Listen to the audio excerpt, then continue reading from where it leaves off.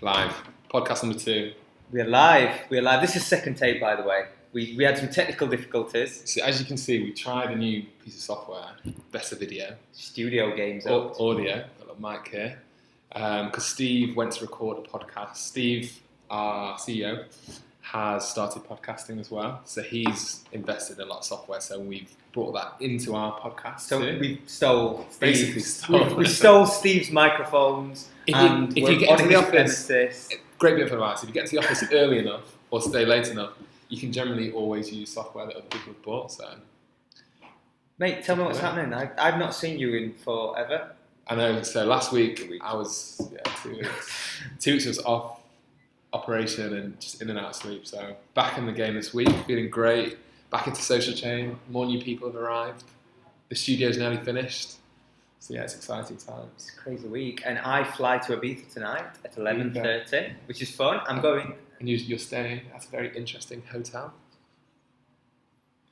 So I'm flying at 11:30. Yeah. I booked some. Wait for this. I booked some questionable flights. Let's call them questionable. Yeah. So 11. I think it's efficient. I fly at 11:30 today. I get to a full day of work. Fly back 4 a.m. Monday. Full weekend in Ibiza. Perfect.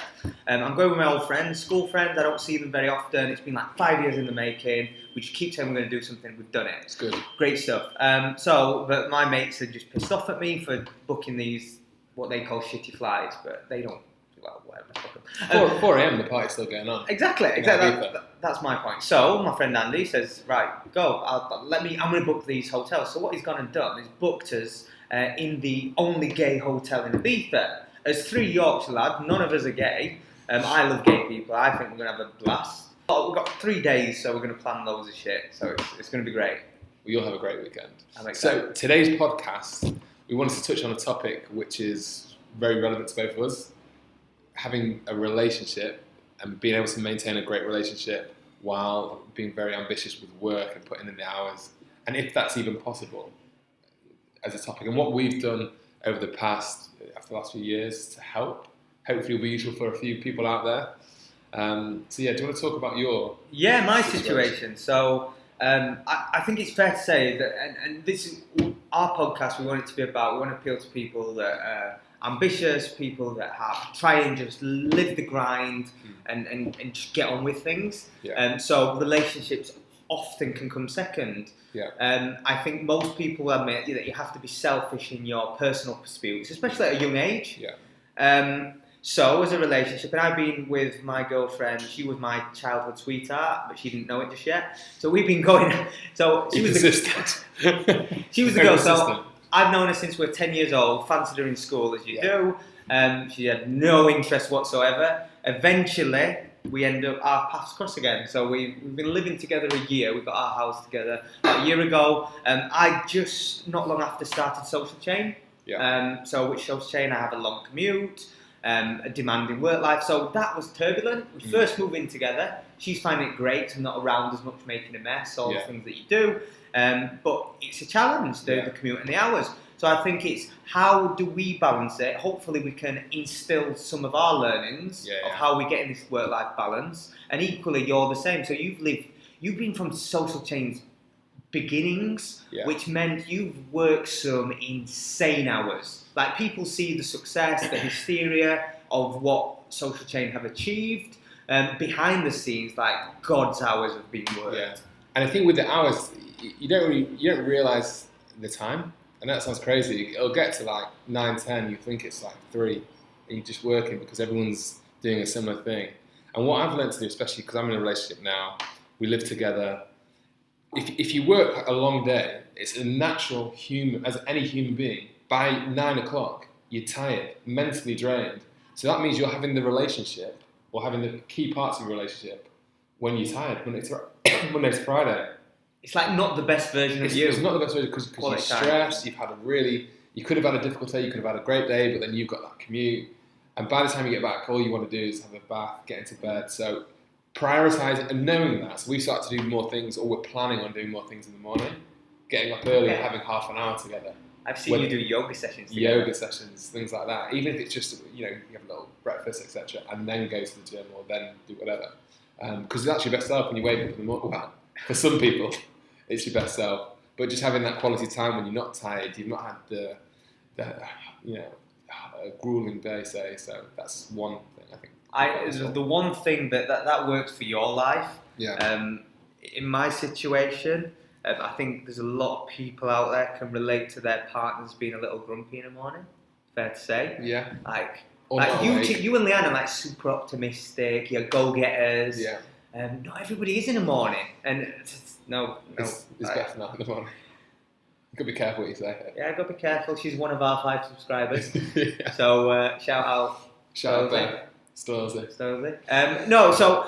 The way I've dealt with it is like you've got to put time in and you've got to be super disciplined. So it is one we had a bit of a thing at the start of the year where we tried to do a new restaurant every single week. It started off as we wanted to do a new place, like a place you've never been before every single weekend. It could be just a town, it could be a different country. Just do something you've never done before every single week. That was hard to do. Yeah. It's hard on the bank account. Can imagine. Hard to do, yeah. But it's like a cool resolution. So then we tried it once every bi-weekly. Then we made it realistic and said a new restaurant. And then you realise, because you always go to the same places. That's a really good one. I might try that. That's still hard. Yeah. Like it's surprisingly hard. By the time you run out your immediate circle, you're thinking. And the thing is, you have your favourites. Everybody loves a restaurant. I think for me, the big takeaway that I took was dedicate time to each other, and you've got to be like dedicate time to your going to the gym, to your own development, to work. Relationship has to be that. I think we were touching on just before we started the podcast. We were talking about what makes a good relationship, and I think a relationship should always complement. It should always complement one's individual goals. I think that's fair to say. Yeah. What's your experience? Yeah, so I think that's a very fair point. I think if you're both ambitious, that helps. Whereas if one person's ambitious and working long hours and one person's going to 9 to 5, it's very difficult then, because when they finish at 5:30 or get back from the gym, it's like, well, they're almost waiting around if they've not got activities, etc. to do. And I've got some friends like that where it's almost like, why are you always prioritising work over me when really you should be complementing each other? And it's great because Leanne's got her own business, very very successful. 14 years she spent in sports, and now she started on her own. A business called All Heart, shout out, plug, in which All Heart are trying to change how football players, sports stars use their wealth, their money, their influence to really impact society. Whether that's setting up foundations, making sure people have the education and also the skills if they want to go into sports, etc. So she's doing some really interesting stuff. She's a modern day Robin Hood. Yeah, basically. From the wealthy athletes of the world, do some good shit. Yeah. That should be a motto. All Heart. Do good shit. Do good shit. Copyright, don't you? I'll make sure I tell What that. does Liam think of me? I'm curious, because obviously we spend a lot of time. Yes, she loves you. Yeah. Does she? Yeah.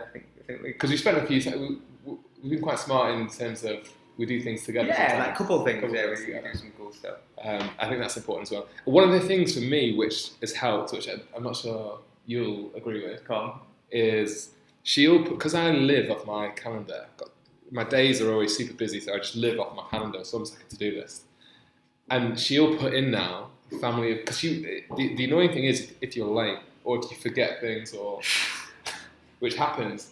So she'll now put in special events into my calendar. It's her dad's birthday next week. They're coming up from Cornwall. She'd block that out. So that's now going into my calendar, so I know that's happening. Super logical. But God, if I did that, if my girlfriend made her name in my calendar, I would be shit on big time. Yeah. And you know what? Everybody's different, and actually. Maybe not a birthday. That's fair, but I think it's hard as an outsider to I don't want to sound like that broken record, say that we are very busy on day to day.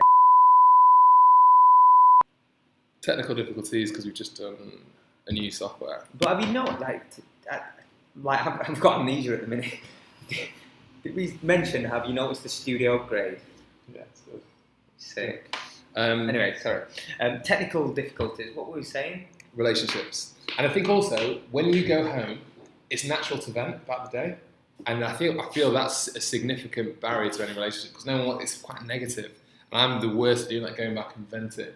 And if you always go back and vent, it's like the worst part of that's all the conversation is going to be about people at work, and you just spent your whole day there, and she's been wanting to speak to you all day. So I think going back to why you first got together in the first place, what you had in common, those activities, those conversations, is important to keep that. Always remember that, and not just like you go to as you go back and talk about work. Do you see, like, I see with my parents, they're very different people, and like you'd be a bit subjective and understand what their relationship, like they're very different interests. I don't think you have to have the same interests. Like I wouldn't want a girl who loved MMA, who loved football, because that's what your friends are for. Like I think if you've got the same values, you care about the same things, you're on the same wavelength morally, I think all those things are more important than having the same interests. But what I see with my parents is they've been together a long time, 25 years, 30 years, whatever it is, and they don't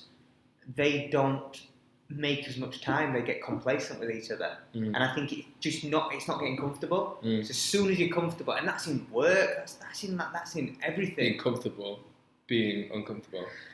Love the it. famous words of Oliver Yonchev. I think that's true though. Yeah. I think that is true. My parents were the same when they were together, so it's making sure it's always fresh, exciting. Yeah. And I like your idea about doing a new restaurant or a new activity every week. It's hard to do, but again, it's that balance between it not being a job and a chore, and having your own shit going on. I really like the point you just made, where you basically just said, "Don't shit where you eat, don't burden your problems on someone else," and it's that quality time. That's why one balance, like I said, we work so much, but me and Beth do a lot at the weekends. What's really helped us is midweek trying to make a bit of time, but when we do spend time, it's quality. It's not just sat in front, like, don't get me wrong, it's nice to sat in front of TV, but because we don't see each other that often, we make a real conscious effort, and that almost keeps the romance alive in some aspects, because it's those intense, shorter doses. Not that I would ever get called a romantic. I think that, God, I'm definitely not romantic. But that's good that you keep that going. I think it's important. So last night we went out on a triple double date with me, Heaven, Cello, and it was nice. We went to Manchester International Festival. We visited. We went to a new restaurant. We did new things, new conversations. It was just something different. So keeping it fresh is important. What did the girls get on? Because that's always interesting to see. Because girls are so much more emotionally intelligent and sensitive, and like with each other. The girls got on. That's good. That's the important thing. That's good. So the conversation was never awkward. Yeah. So that's a challenge, when people you make. Have you ever had that where exes, whatever, your friends don't like your girlfriend or your family like? Have you ever had that? There's been my previous relationship. They weren't at the beginning. They weren't sure if that was the right thing for me at the time. But then it grew into it because you get to know the person more than the situation. Right. But yeah, that's it. What about you? That's the only really iffy time I've ever had, I think. No, you know what? My parents have realised that people, especially young days, first girlfriends, you're finding yourself. My mum would pick out. My mum ran a dance school, so she was around girls all the time, and she just knew certain people weren't right for me. Not that like my first girlfriend, she was a lovely sweetheart, 16 years old, but she was a psychopath. Yeah. Like a full-on psychopath. Like I tried to break up with her for like 2 years. I just couldn't go. Like just because we were never massively into each other, but she just hung on. Yeah. Like she once laid in front of my car and wouldn't let me leave her house. Wow. Like, she sounds like a keeper. No, and you know what? She was a sweet girl. She was a sweet girl in so many aspects. So many good qualities. She's fucking crazy. Psychopath. No, but she was psychopath. Yeah, literally. I think another area, especially with working long hours, is when you have a baby. What happens then? Oh, breaking news. No, but it's true because everyone in the office, no one in the office has. We're a young office. We're a young office. So that'll be a different dynamic because a lot of people I know now that have had babies say that their work time is almost their less stressful time because when they go home, you're not sleeping, it's feeding, changing nappies, it's quite stressful. Yeah, it puts a strain. So when you're in actual work, that's the less stressful time rather than when you get. That's fair. So I cannot can't compare. I struggle. I've got a dog called Nacho, a Chihuahua pug, 50% Chihuahua, 50% pug. Yeah. He's an absolute gangster.